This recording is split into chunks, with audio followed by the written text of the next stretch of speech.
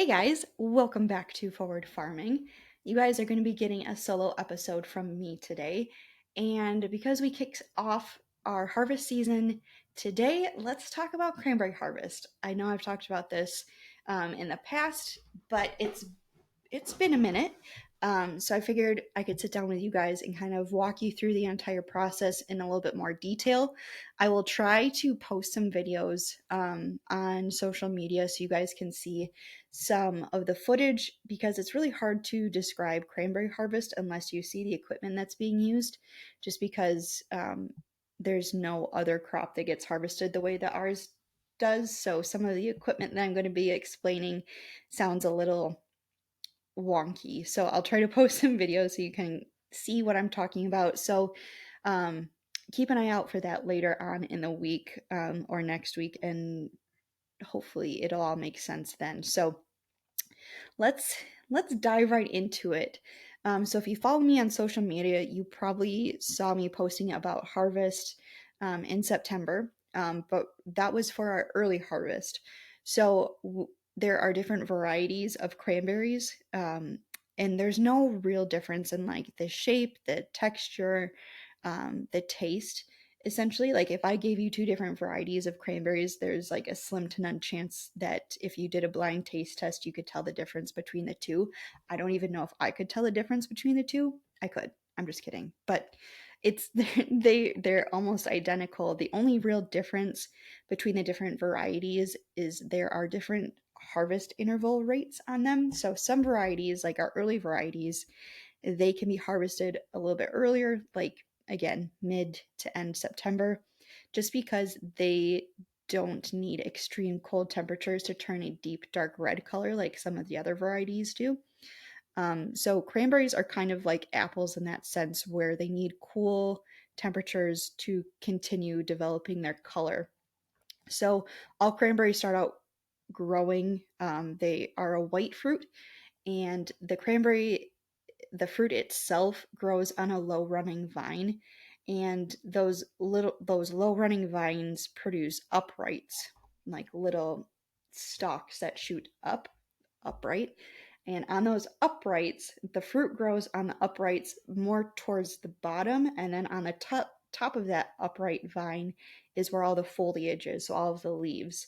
So they're grown, like they're produced this way because the foliage acts as a protector to the fruit that's growing underneath. So any like if you walk out there, that's why you're not damaging a ton of fruit, is because that foliage kind of protects the fruit underneath.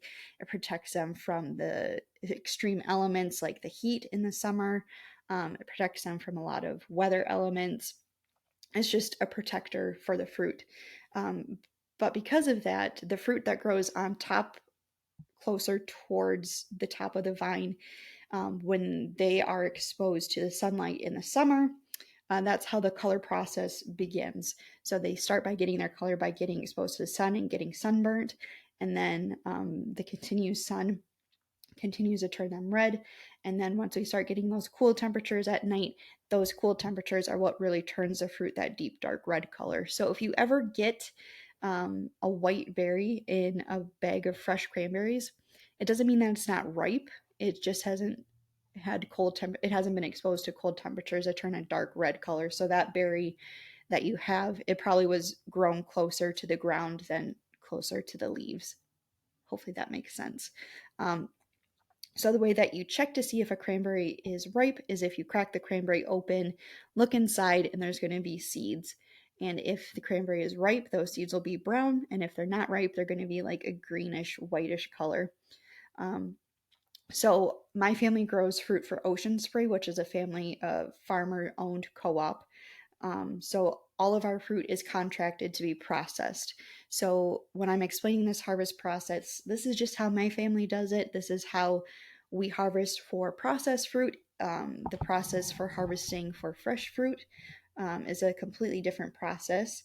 If you guys are interested in hearing more about the fresh fruit harvest, I can find somebody to talk to and kind of walk us through that process. But again, this is just what my family does. This isn't the same for everybody. So let me just throw that little disclaimer out there. So let's dive right into it. So today we started our full harvest. So we already did our early varieties, and that took us about 2 weeks off and on.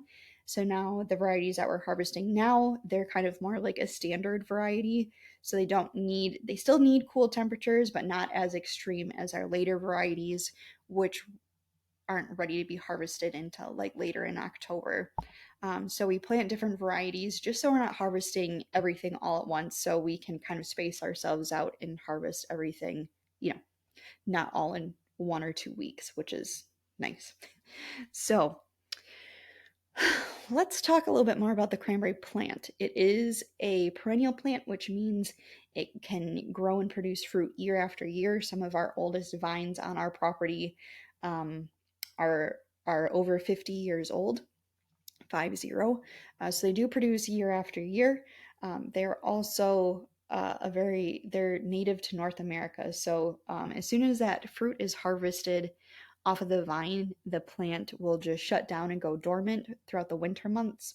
And then they'll continue to regrow again in the spring once we start getting warmer temperatures. So right now we have fruit growing on the vines, obviously, and there's also a bud developed for next season as well. So we have to be really careful this time of year to protect the berries from too extreme cold temperatures. So we don't want frost sticking to the fruit and freezing the fruit. We don't want frost sticking to the buds and killing off the buds for next year's crop. So cranberries are not grown in water, but we do use water throughout the year to help keep the plants healthy and protected from all sorts of weather elements. So from the heat and like the drought that we had this summer, we used water to irrigate the plants quite a bit. We also use them in the spring and in the fall for frost protection. Again, that running water helps keep the plants protected. And then we use majority of the water during the harvest process. So that's the image that I'm sure you're all familiar with, like the ocean spray commercials with the cranberries growing out in the water. That's not what they look like all year round. It's only just a couple of weeks out of the year. So don't let the commercials bamboozle you. That's just harvest. They're not like that all year round. I can walk out there, any other week of the year and my feet will be completely dry. It's just again for harvest when it looks like that. So let me paint a picture of the marsh for you. So when I talk about the cranberry marsh, that's our entire property, and when I talk about a cranberry bed, that's just the individual plots that the vines are growing in. And a typical cranberry bed is on our property is about like an acre and a half in a rectangular shape. And these cranberry beds, they're dug down into the ground a little ways because we are in a marshy area. We have a very high water table.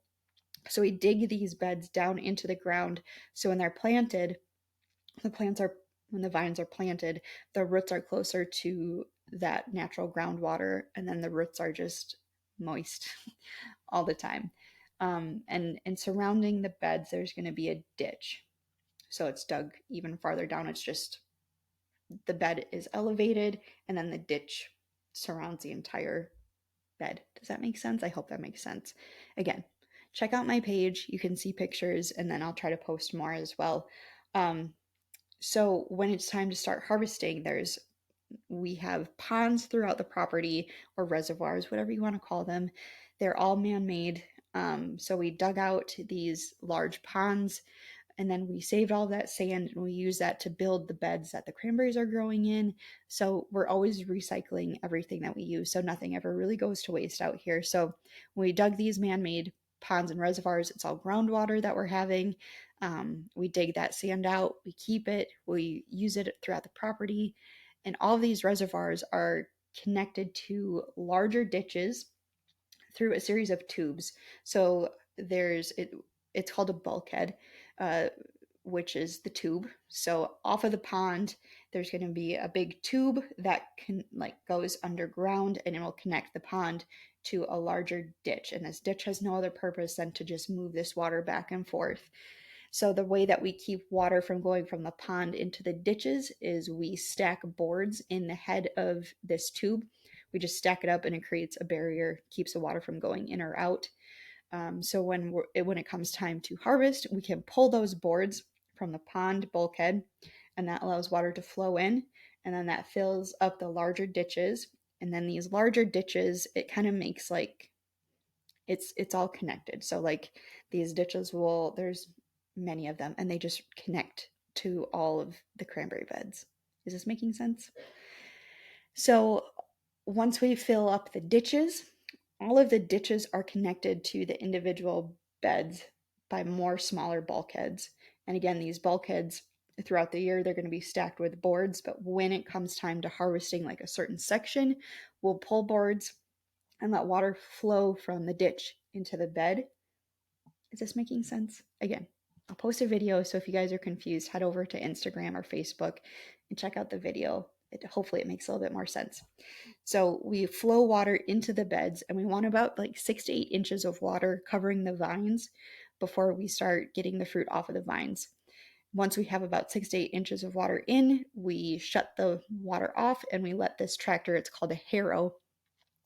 And this tractor, it has tracks instead of wheels. And then on the front and on the back, it has metal rakes. So this tractor, we have metal ramps that it will drive from the top of the dam down into the bed. So it's driving right on top of the vines.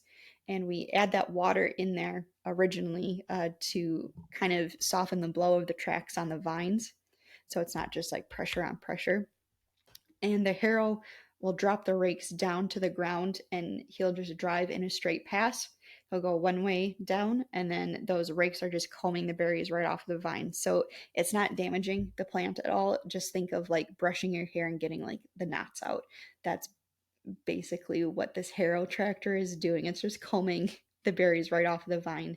So he makes one pass down, and then he has another set of ramps on the opposite end of the bed, and he'll drive straight out, and then he'll come back in, and then he'll make another straight pass through, and he just does that same process until all of the berries are off of the vines. So we want to use those ramps so the harrow tractor is not making any sharp turns in the bed because that will tear up the vine. So again, just think of like that pressure and turning on a vine that's already in water. It'll just rip things up. So we want to be as gentle as possible doing this process. So this can, I don't know, this probably takes like an hour or so to get all the berries off the vine. It's pretty slick. It's this harrow tractor was created by cranberry growers. So we don't have like large tractor companies making equipment for us, just because we are such a small industry. That it would be silly for like say John Deere to make equipment just for cranberry growers because there's so few of us that that would just be a waste of money for them. So the harrow tractor was invented by a grower, and then another grower saw it and then took that idea, made it his own version on his property, and then it just kind of like got passed around in that way. So if you go to like our neighbor's property and their harrow looks nothing like ours, we made it the way we want it, they make it the way they want it, but it's all generally the same concept. It's essentially a tractor with rakes on the front and on the back. What it looks like is up to that particular farm. So once we have all the berries combed off of the vines, um, Dan is our water guy, so he's the one that's moving all of the water around throughout harvest. Once the harrow is done, he really pulls that water. He pulls more boards down in that bulkhead on the bed, and then that just pushes more water into the bed.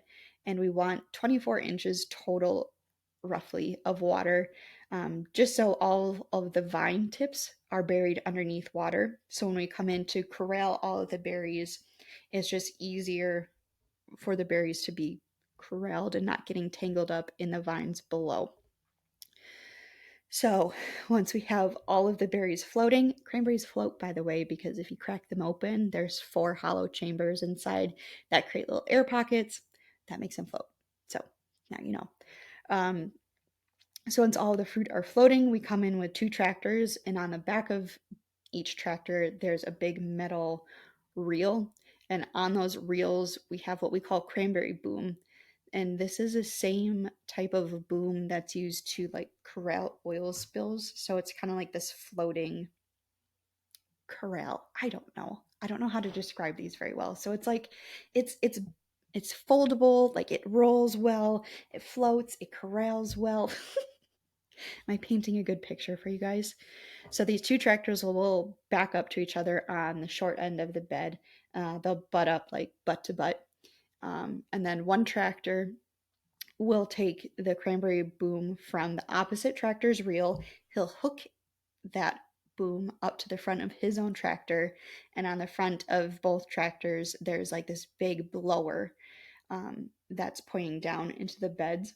So the tractor that has a boom hook up to him, he will start driving and he'll go the length of the bed until they have enough boom out, depending on how big the crop is. So it could be like 600 feet of boom, we'll say. So once all of that boom is off of the stationary tractor, he'll wave for the other tractor to stop. This is going to get confusing. There's a lot of this tractor, that tractor. But there's one stationary tractor, and then there's another tractor that's driving and pulling this boom out. Hopefully that makes sense. So once the tractor has stopped, after all of that boom is out, the tractor that has been stationary will unhook the boom from his own reel, hook it to the front of his tractor, and turn his blower on, and he will drive the opposite length of the bed. And the blower serves a purpose because it's blowing air and pushing away any cranberries that are along like the ditch or along like the grass of the dams, so that cranberry boom can just like snake its way in there and get every single cranberry in the corral. So then these two tractors are driving the length of the bed, and then they meet in one corner on the opposite side from where they started. So they meet in one corner, unhook their cranberry boom from their tractors, stake it into the ground, and then you have that nice ring of cranberries, and they're not going anywhere. I hope that makes sense. That's like the hardest part to explain. Basically, they just corral the cranberries in a big circle, they stake it down, and then we come in with a pickup crew. So I am a part of the pickup crew. I run the berry pump. This is another piece of equipment that's kind of hard to explain, other than the fact that it's just a big vacuum. So it's like this big cart, and like I can drive it around.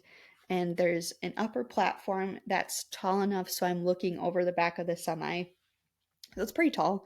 Um, and this berry pump, we drive it up and we park it, and it has this big long boom arm that goes out into the water, and in like the center of the corral, and we place this boom underwater. There's like a metal pan that sits below the surface of the water, and then above on top of the water there's this metal square, and this metal square has nozzles, and the nozzles blow water on top of the fruit. So when we turn this pump on, it will push water, and then it sucks at the same time. So as it's blasting water on top of the cranberries, it's kind of cleaning the fruit while it's still in the water. So it's hopefully trying to get rid of any extra leaves or sticks, anything that we don't want, and all of the berries get sucked up underneath the pan, underneath the water, and then it travels up this big tube to the top of the platform where I'm standing. And then once the berries come to the top of the platform, they get circulated through like this big metal bin. So it's full of water and cranberries. And then from this big metal bin, it goes down a decline. And as it's going down a decline, there are these little metal grates. There's like three tiers to these grates that go downhill, and these grates are spaced perfectly enough apart so any small fruit that won't get counted towards our overall weight from ocean spray will fall through those grates, or any like leaves or sticks, again, anything that we don't want, it will fall through those grates. And then there's another tube down below those grates that pulls all of the water and all of the leaves and sticks, and it shoots it out the opposite end, and it'll go into the back of a dump truck where there's another tube hooked up into the dump truck that will flush all of the water back into the bed. So again, everything is getting reused and recycled, but all of the leaves and sticks will stay in the dump truck. And then once that truck is full, it gets spread out into a field, kind of like as a compost pile. But all of the good fruit that we want to keep that reaches the size requirements, it falls down those grates and it'll go into the back of a semi truck. And then those semi trucks head straight to the ocean spray plant. We have a trucking service that hauls the trailers for us, about 20 minutes to the nearest ocean spray plant, where it goes through a cooler. It gets cleaned and weighed, and sorted through, and then all of the fruit that is able to be kept, that's what we're paid based off of. And then that fruit will go into a cooler until it's ready to be used. So from the time we start flooding into the time it's in the cooler, it's about a 48-hour process, roughly. So it's pretty quick. Hold on, I'm parched.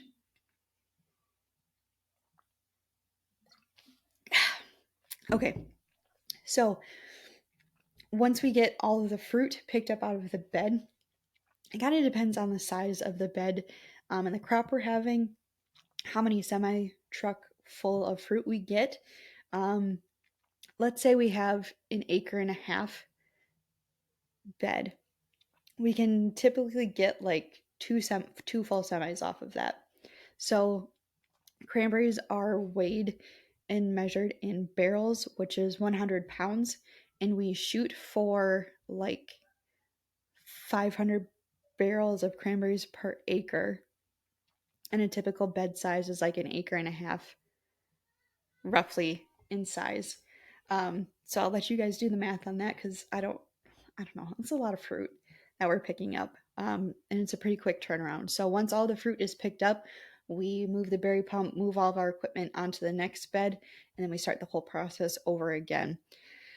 Now, once all the fruit is picked up, Dan will actually pull. There's two bulkheads in every bed, so there's one on one side and there's one on the other side. There's an inlet and an outlet, and once all of the fruit is picked up, he'll open up the boards on the outlet side, push all of the water out, and then it goes back into the ditch and gets recirculated back into the pond where it came from.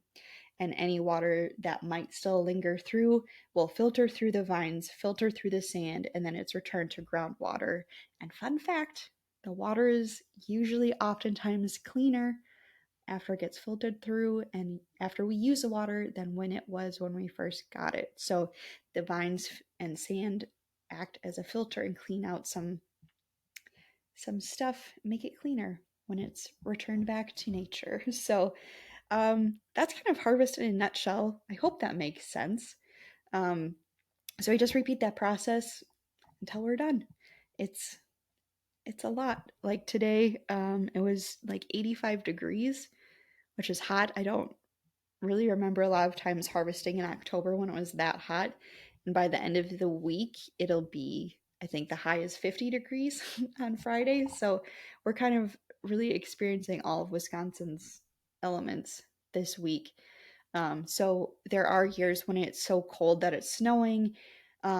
We work through literally everything unless except lightning. We work through rain, we work through snow, we work through sleet, like all the nasty stuff we're working through it. We don't really stop for much. But if it is really cold, um, like if the weather is cold enough to freeze the water overnight and we have fruit floating, um, that's not like the ideal situation. So the thing with cranberries is this is also why the grocery stores can't keep fresh cranberries all year round is they don't do well being frozen, thawed, frozen and thawed again. So it's hard to keep in stock. So the integrity of the flesh breaks down the more that the fruit is frozen, especially in water. So when it's the fruit, if we have fruit floating and there's water out there and it freezes and the water turns to ice, and the next morning we have to chip through the ice to get to the fruit and like break everything up, that compromises like the firmness of the fruit, which isn't always the best. So if you are in the market to buy fresh fruit, when you see it in grocery stores, you can buy it in bulk if you want to use cranberries throughout the year. Cranberries do freeze well the one time. You can throw them, clean them when you get them, make sure they're super dry, lay them flat in a freezer bag, throw them in your freezer, and they will keep for up to a year in your freezer. So stock up while you find them. This is your PSA. Buy cranberries in bulk if you like using them throughout the year for baking, um, or cooking whatever you want to use cranberries for. They do freeze well, they thaw pretty fast, but just don't freeze them again. Anyway, that's cranberry harvest in a nutshell. If you guys have questions for me, please reach out. I would love to talk about it more. I might be forgetting some things because I talk about this quite a bit. So if I left something out, let me know. If something didn't make sense, whatever. I would love to talk cranberries with you guys. Hopefully, again, I hope this all makes sense. Keep an eye out for social media because I will be posting videos on there with maybe a little bit better explanation. Maybe. I don't know. But thank you guys for listening and tuning in. I appreciate you guys following along and tuning in every week. So thank you guys. If you haven't already, we love seeing reviews on our podcast. It also helps our ratings and helps new people to find our show. So if you haven't left us a rating and review on whatever platform you listen to us on, we would love to see that. Again, that just really helps us overall. So thank you if you already have. Um, and if you're not following us on Facebook or Instagram, check us out at Forward Farming Podcast. I'm over at Cranberry Chats, and Becca is over at Beccahilby. Thank you guys for listening, and we'll see you next week.